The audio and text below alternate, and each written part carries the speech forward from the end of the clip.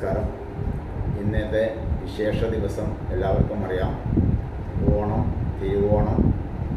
അപ്പോൾ കർക്കിടക മാസത്തിലെ ആ പഞ്ഞമാസമൊക്കെ കഴിഞ്ഞ് എല്ലാവർക്കും ധനധാന്യ സമ്പൽ സമൃദ്ധ ഐശ്വര്യങ്ങൾ ഉണ്ടായിക്കൊണ്ട് ആ വാമദേവന് പാതാളത്തിലേക്ക് ചവിട്ടിത്താഴ്ത്തി എന്ന വാമനൻ മഹാബലിയെ പാതാളത്തിലേക്ക് ചവിട്ടിത്താഴ്ത്തി എന്നൊക്കെയാണ് പറയുന്നത്. എങ്കിലും അതല, വിതല, സുതല, രസാതല, തലാതല, മഹാതല, പാതാളം ഇങ്ങനെ 7 ലോകങ്ങൾ താഴോട്ടുണ്ട്. അതിൽ സുതലത്തിലെ രാജാവായിട്ട് ആ മഹാബലി ചക്രവർത്തിയെ വാമനൻ അഥവാ മഹാവിഷ്ണുവിൻ്റെ അവതാരമായിരിക്കുന്ന വാമനൻ അവിടുത്തെ രാജാവാക്കി മാറ്റി എന്നാണ് പറയപ്പെടുന്നത്. അപ്പോൾ ഇന്നത്തെ ദിവസം ആ വിശേഷ ദിവസമായിട്ട് ആ മഹാബലി ചക്രവർത്തി ഭക്തജനങ്ങളെ അതല്ലെങ്കിൽ പ്രജകളെ കാണാൻ വരുന്ന ഒരു വിശേഷ ദിവസം കൂടിയാണ്. അങ്ങനെ ആ പ്രജകളെല്ലാം കാണുന്നതിന് വേണ്ടിയിട്ട് വരുമ്പോൾ ആ മഹാബലി ചക്രവർത്തിക്ക് വേണ്ടിയിട്ടുള്ള എല്ലാ രീതിയിലുള്ള ഭക്ഷണങ്ങളും നമ്മൾ സമർപ്പിക്കണം എന്നാണ് പറയുന്നത്. അപ്പോൾ പടിഞ്ഞേറ്റേൻ്റെ ഉള്ളിൽ നമ്മൾ ഇതൊക്കെ വിളമ്പി ആ മഹാബലി ചക്രവർത്തിക്ക് ഭക്ഷണം കൊടുത്തതിന് ശേഷം വേണം നമ്മൾ ഭക്ഷണം കഴിക്കാൻ.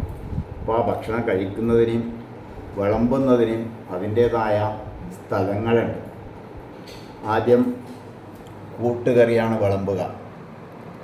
അതിൻ്റെ അടുത്ത് അവിയൽ, അതിൻ്റെ തൊട്ടടുത്ത് ഓലൻ, പിന്നീട് ഉപ്പേരി എന്ന് പറഞ്ഞാൽ വറവ്. അത് കേബേജ് ആവാം, ബീൻസ് ആവാം, പയറാവാം.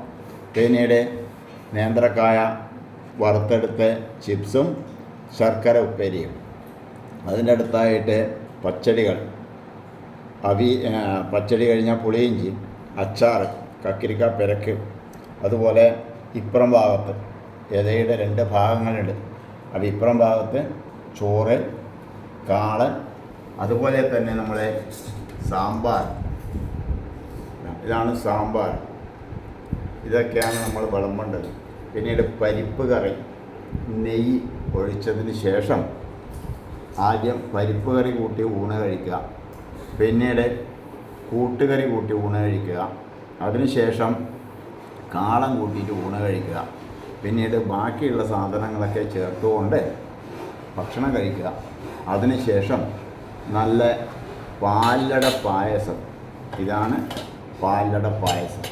അങ്ങനെ ഈ പാലട പായസവും പിന്നീട് ഒരു ചക്ക വറുത്തിയിട്ട് വെച്ച് ചക്ക പായസവും റെഡിയാക്കിയിട്ടുണ്ട്. ഇതൊക്കെ കൂട്ടി ആ മഹാവിഷ്ണുവിൻ്റെയും വാമനൻ്റെ അവതാരത്തിലുള്ള മഹാവിഷ്ണുവിൻ്റെയും അതുപോലെ മഹാബലി ചക്രവർത്തിയുടെയും അനുഗ്രഹത്തോടുകൂടി ഇന്നത്തെ ഈ ശുഭദിനം നല്ല ഐശ്വര്യത്തോടുകൂടി ധനധാന്യ സമ്പൽ സമൃദ്ധിയോടുകൂടി ആവട്ടെ എന്ന് പ്രാർത്ഥിച്ചുകൊണ്ട് ഭഗവാൻ നമ്മൾ അനുഗ്രഹിക്കട്ടെ എന്നും അങ്ങനെ ആ ഭഗവാന്റെ പ്രസാദമായിരിക്കുന്ന അന്നദാനം നമ്മൾ കഴിക്കുന്നു. വരുന്ന ഭക്തജനങ്ങൾക്ക് നമ്മൾ അന്നദാനം സമർപ്പിക്കുന്നു.